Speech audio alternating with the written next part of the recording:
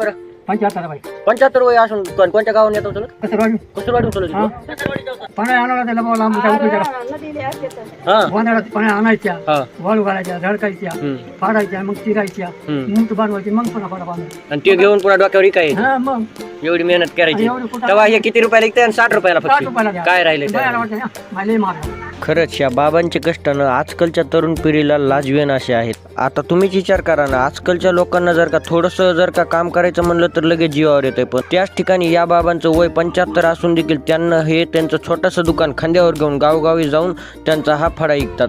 आणि फडे विकून देखील त्यांना मिळतात किती, एका फड्याच्या बदल्यात 60 रुपये. आणि हीच गोष्ट आपल्यासाठी ना कुठंतरी खूपच लाजिरवाणी आहे. का म्हणून की आपण जर कुठं हिंडायला गेलो ना तर पैशाचा विचार न करता पैशाचा उदामादा करतो. पण त्याच ठिकाणी जर का अशी कोणची व्यक्ती भेटली आपल्याला, एखादा शेतकरी भेटला माव्या ऐकणारा, तर आपण लगेच त्याच्यासोबत 10 रुपयासाठी देखील मचमच करतो.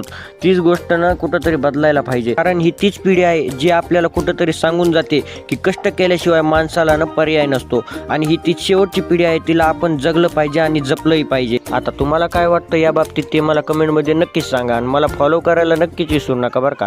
आज आहे आपला 365 दिवस डेली वर्कआउट चॅलेंजचा दिवस 181 बरं का. Bye bye.